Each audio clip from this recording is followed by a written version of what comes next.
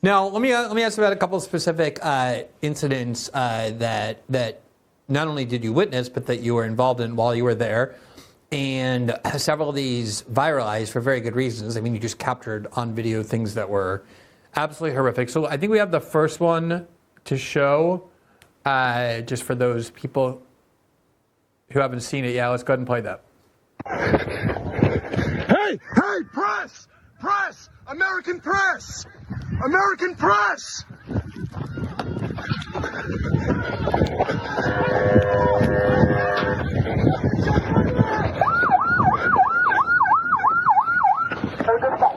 Press!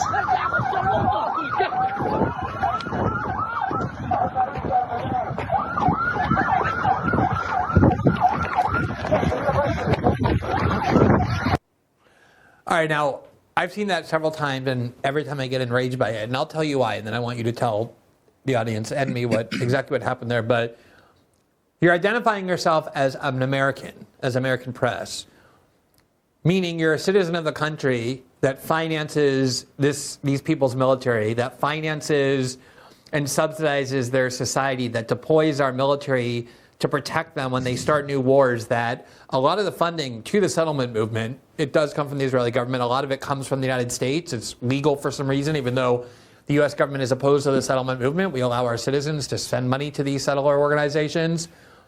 And you would think that if you identify yourself as an American, given the dependence of these people on our country and on the work that Americans do, that would have some impact in stopping them from trying to kill you, and yet there it obviously had none. What happened there? How did that whole thing get started, and what did it show?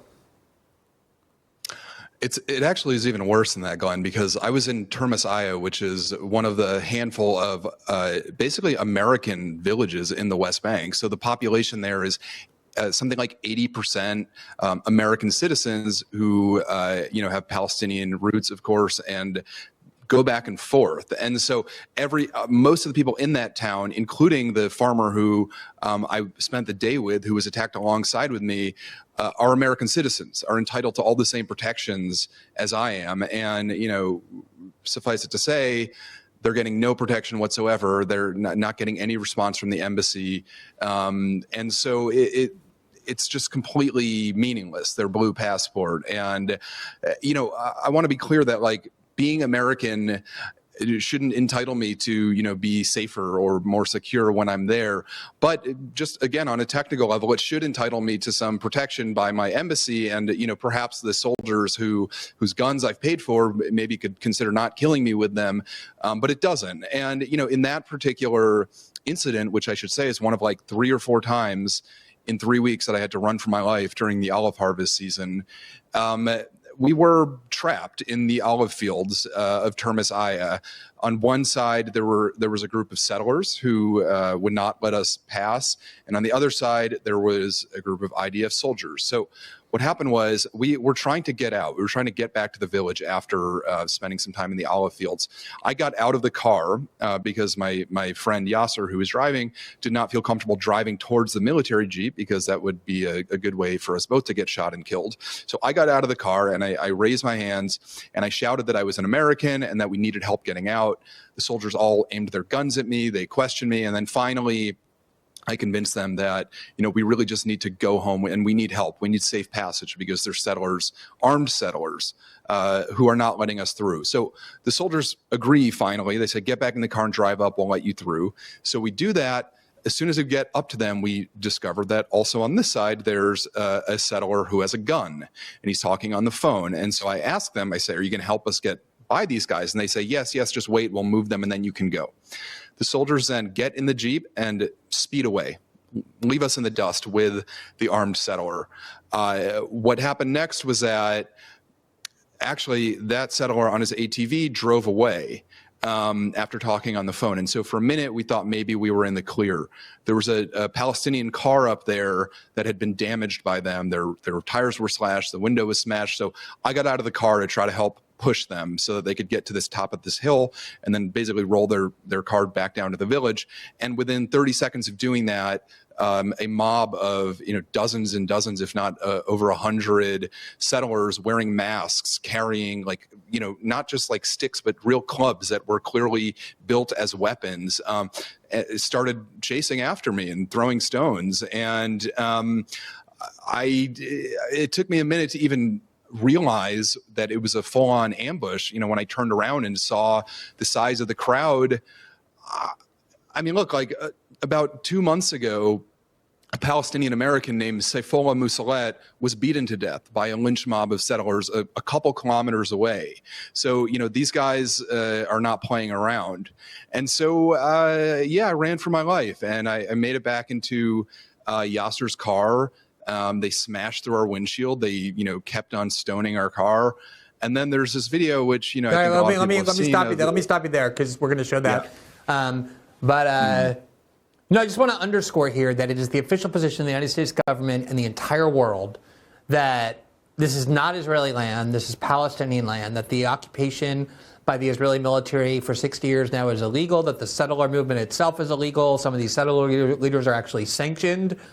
And this is everyday life for people who live not in Israel, but in the West Bank, which is always intended to be part of Palestine, and they are attacked by this mob of psychotics, of armed psychotics, who have always been considered lawless by the entire world, even by Israel. But Israel has now changed so much that they not only are tolerated, but have the explicit backing of ministers inside the government and the IDF. And what you experienced, as harrowing as it obviously is, and enraging as it obviously is what Palestinians in the West Bank increasingly are experiencing, pretty much regularly now, to say nothing of what's going on in Gaza, which is, a full-on genocide. All right. So you get in the car, and then you're driving, and then you're filming, obviously. And then I think we have this next video.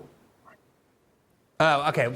We don't have the video. So the video is basically, as I recall it, and maybe we can edit it in, but we'll see, or link to it. But essentially, you are driving on the road, and you see an old woman wearing I guess a hijab, I'm not really sure.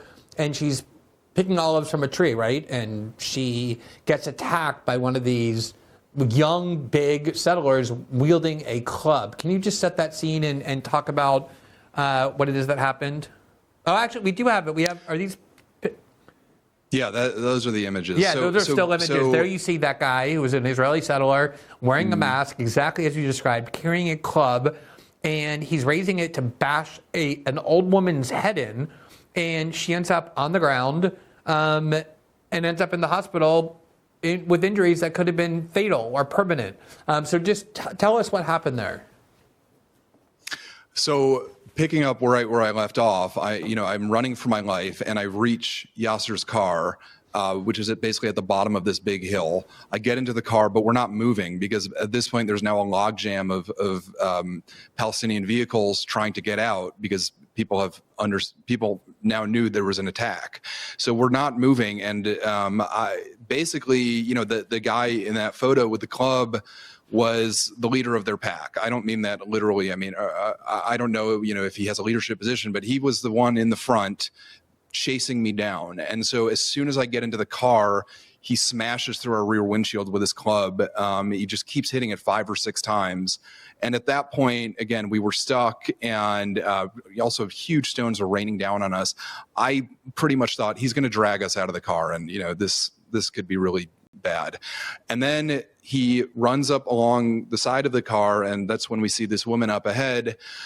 And after the event, Yasser and I have talked about it a lot, and both of us actually, for all the terrible things we've seen settlers do, for all the sort of uninhibited violence, we both thought he's not going to hit this woman. There's no way. What kind of a psychopath beats a defenseless older woman standing by herself? What was she doing? What was she doing? She was, like you said, she was picking olives. I mean, she was standing by herself under that tree. I think probably in the moments before she realized what was happening. And so she was just standing there completely defenseless by herself. And she couldn't run. I mean, again, she's an older woman, and this guy was obviously young and fit. And the thing that disturbs me so much is that he hit her once, and I watched her go completely limp. She was knocked out cold from the first hit. And then he hit her twice more with the club when she was unconscious on the ground. And frankly, it's a miracle she survived. But I just, like, to me, that is the image of not just the settler movement, but that's sort of what Zionism is right now, in my opinion. It is a completely defenseless person being unilaterally attacked by somebody who's armed and them standing over them. And so, she went she was in the ICU for 2 days with a brain hemorrhage. She's out now. I actually got to meet her a couple days ago, and she is really banged up and is going to have a long road to recovery, but she was able to smile a little bit. And she, I think, started to understand that she's become sort of an icon or a symbol for resilience. But yeah, I mean, just to like, after that attack, it kept going for a couple minutes, because remember, there's this whole mob behind them. So I end up getting out of the car and helping that woman with the 2 other guys. I think 2 members of her family get into a car and get her to the hospital. But this went on for several minutes. And, I don't have a smoking gun that the IDF coordinated directly with this mob. But in the most generous reading, generous to them, which is not the one that I would tend to give, but in the most generous reading, we asked them for safe passage. They said they would provide it. They then left us alone with an armed settler, who, this is another whole story, but he's known as the leader of the local outpost, and he's infamously violent. And then within 5 minutes, this, huge mob attacks us. It's incredibly loud. There's literally, they set several cars on fire. There's cars blowing up. There's a Palestinian fire truck. So it's incredibly loud. And the IDF never came back. They then ended up saying to some news outlets that, in their response to these claims, that they arrived at the scene and dispersed the confrontation. This is just a categorical lie. It's just from whole cloth. Are you trying to claim the IDF makes claims in their own defense that sometimes aren't true? Well, I think it's important to make this point, because everybody, I think for the most part, people know that the IDF, should not really be trusted. But, sometimes maybe they're stretching the truth or they're pushing the truth. In this case, it's just categorically untrue that they showed up after. I was there for an hour and they never came back. And so, again, in this generous reading, the soldiers who were right there did not hear this, what had become a war zone right there. And so it just beggars belief. And look, there's even more to the story that I haven't been able to share yet about, after this, the settler with the gun, who is the leader of the outpost, showed up to the crime scene with the police who were investigating it the next day, was chatting with them the whole time. He has then, since then, in the days after, been roaming the olive groves with the IDF. So, I mean, it's just it's so brazen. Oh, wait, are you saying that he bashed an old woman's head in to the point where she almost died with no provocation, but he didn't end up in prison, but instead was walking free alongside the IDF? Not quite, because I'm talking about not that guy, but the guy who is known as the sort leader of of the settlement. The guy who was with the IDF talking on the phone right before the attack. This guy is a known figure both among the Israeli authorities, and certainly everybody in Termasaya knows him, because he's a terrorist. He's out there every single day terrorizing them. And I'll just say this, Glenn. I can't go into too much detail about this, but some actually very high-level people in the Israeli security apparatus reached out to me, and I wasn't sure if I should talk to them. I spoke to the people in Termasaya. I spoke to some human rights lawyers in Israel, and they all actually said, you should talk to them, because at the very least, there needs to be documentation. And without going into too much detail, I'll just say that I told them right off the bat that I didn't believe them, that they were serious about the investigation, because I know that settlers are never, rarely if ever charged. And I told them the details about the IDF, and these guys, really, really wanted to convince me that they were going to prove me wrong. So what I say to that is, if this was an incident where a mob of Palestinians chased down a group of Jews. By the way, I'm Jewish, so I was technically chased down, but by other Jews. But if it was a group of Palestinians, if it was a Palestinian who clubbed an elderly woman, within an hour, within minutes, every single Palestinian village within a 20-kilometer radius would be surrounded by soldiers, would be gated. People would be getting dragged out of their homes and frog marched and beaten and tortured and detained. And they would have arrested hundreds, if not thousands, of people to find the people who were responsible for it. So they are now claiming that they're doing an investigation. That this security official told me it's the most serious investigation into settler terrorism that they've ever done in this region. And to that, I just say, like, okay, prove me wrong. But at the very least, again, going back to that idea of like two tiers, they're certainly not dealing with this with the same sort of brutality and urgency that they would if it was the other way around. Yeah, I mean, they've had cases where Israeli settlers have just shot and killed Palestinians who live there with no provocation, and sometimes it's the Palestinians who end up getting arrested by the IDF and the shooter walks free. So, I mean, there's cases that are so extreme. It is true that some of these guys, these Israeli settlers, are such psychopaths that I do think even the Israeli authorities kind of are fearful of them or dislike them. Even Mike Huckabee a few months ago, when one particularly gruesome act of Israeli settler violence was captured on video, called it terrorism, called this settler violence terrorism. So you know how extreme it has to be for that to happen. Let me ask you the last question. I've seen videos before, I'm sure we've all seen them, of like teenage fights where somebody ends up on the ground and they continue to kick him even though he's unconscious. And now you see it sometimes with, hooligans after soccer matches where everybody's drunk, and that kind of just mob violence that just looks inhuman. But in one case they're adolescents, in the other case they're extremely inebriated and part of this crowd. But I understand violence, I understand the impulse of it, but to be able to club a woman over the head and then watch her fall to the ground limp and unconscious and then still beat her requires kind of a level of inhumane sickness that is hard for me to comprehend. And I'm wondering if you, in your, based on everything you've seen by being there, can describe to me what the Israeli mindset is of Palestinians that would permit this kind of behavior. And again, of course, I'm not painting with too broad of a brush.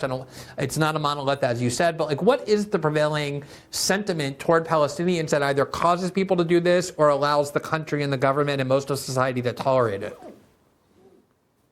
Yeah, I mean, that was the most just conspicuously gruesome, heinous physical attack I've seen.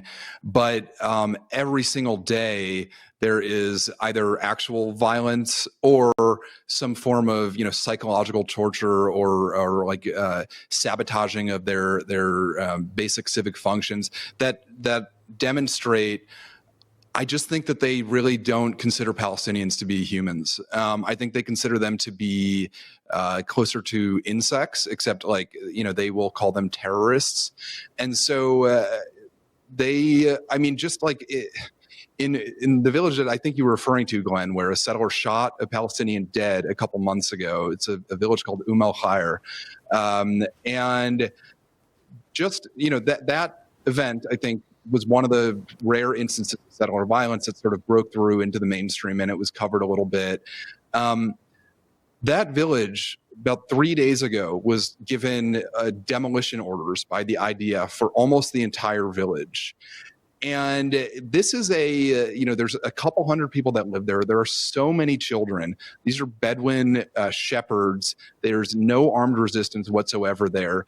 And I mean, I stayed there for a couple days and I watched the settlers from the outpost next door and I watched the soldiers, and I just see they just have no empathy whatsoever. They really think of them as less than human, and that's what enables them to both kill them and ruin their lives. And one of the most disturbing things that I have seen is the way these little children, these Palestinian children, watch what's happening. In many cases, by settlers who are wearing kippahs, and they're also chanting Hebrew prayers in many cases, and then they have huge machine guns slung over their shoulders, and they are destroying the village's property.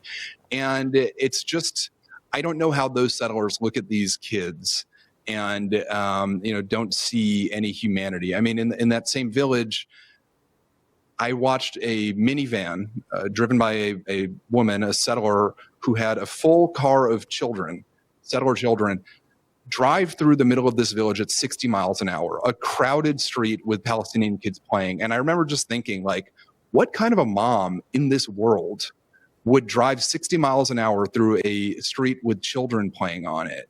Like, how much do you have to dehumanize them to think that that is the right thing to do? So it really is just, everywhere you look, you see proof that they think of Palestinians as less than human.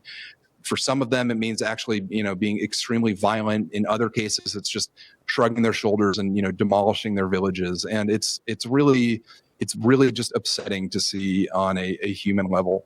Yeah, it's monstrous. It's absolutely monstrous. All right, well, Jasper, I think the work you're doing is crucial. There's way too little reporting about the abuse in the West Bank. It's courageous reporting. You do it so well. For people who want to follow your work and also support it, and I hope as many of you who can will do that, you can do so at Jasper's Substack, which is Infinite Jez. We have the Substack there on the screen. We'll put the link as well below the video in the show notes. So please check out Jasper's work and support it however you can. And really appreciate the time you took to come on and talk to us about it. We'll definitely continue to follow your work. We'd love to talk to you again. Yeah, and Glenn, can I just say, I have admired your work for decades, really. So it's a real honor to hear you talk about my work in this way. So thanks for having me on. Thank you. Keep up the great work. Talk to you soon. I want to tell you something, and this is the following. You don't want to miss this. Save up to 40% on everything during the fall sale at CB Distillery. If you're tired of tossing and turning at night or feeling stressed or dealing with aches and pains, you need to hear about CBD from CB Distillery. They've been a sponsor of ours basically from the beginning of our show, and we've heard nothing but great things. People everywhere are turning to CBD because it works. Listen to this. Over 98% of customers say they sleep better with CBD. That's huge. And CBD Distillery has natural solutions for just about everything. Better sleep, mood, focus, pain relief after workouts, even CBD for pets. And it's all made with clean, high quality, natural ingredients. If you've been waiting for the perfect time to try CBD, this is it. Stock up and save up to 40% on everything. Just head over to cbdistillery.com. Use my promo code RUMBLE. That's cbdistillery.com. Promo code RUMBLE, cbdistillery.com. Specific product availability depends on individual state regulations. Thanks for watching this clip from System Update, our live show that airs every Monday through Friday at 7 p.m. Eastern, exclusively on Rumble. You can catch the full nightly shows live or view the backlog of episodes for free on our Rumble page. You can also find full episodes the morning after they air across all major podcasting platforms, including Spotify and Apple. All the information you need is linked below. We hope to see you there.